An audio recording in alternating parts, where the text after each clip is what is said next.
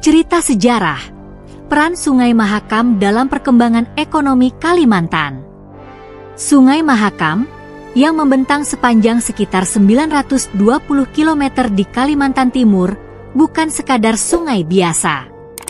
Dalam sejarahnya, Mahakam memainkan peran sentral dalam perkembangan ekonomi Kalimantan. Sungai ini menjadi urat nadi kehidupan bagi masyarakat yang tinggal di sepanjang tepian sungainya, sejak zaman kerajaan hingga era modern. Sejak zaman dahulu, Sungai Mahakam telah menjadi jalur utama perdagangan dan transportasi di Kalimantan Timur.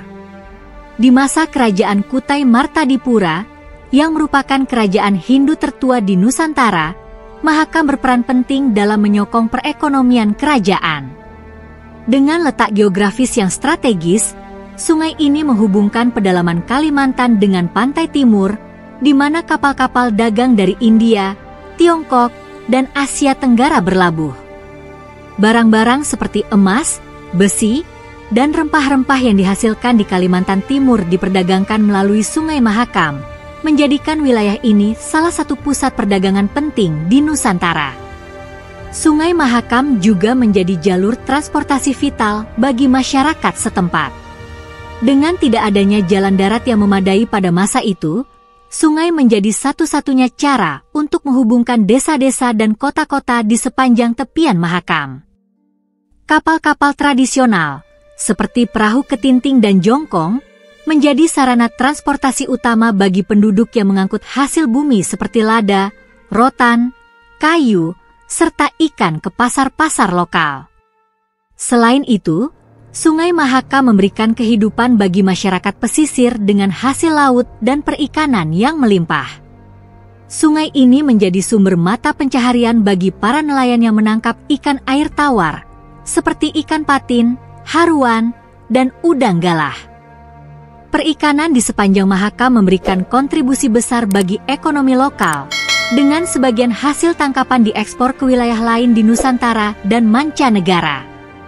Di era modern, peran Sungai Mahakam dalam perekonomian Kalimantan semakin penting, terutama dengan ditemukannya cadangan sumber daya alam yang melimpah di sepanjang aliran sungainya.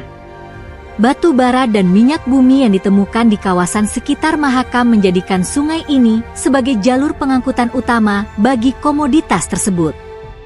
Kapal-kapal besar yang mengangkut batu bara dan minyak berlayar di sepanjang Mahakam menuju pelabuhan-pelabuhan besar di pesisir untuk diekspor ke berbagai negara di dunia.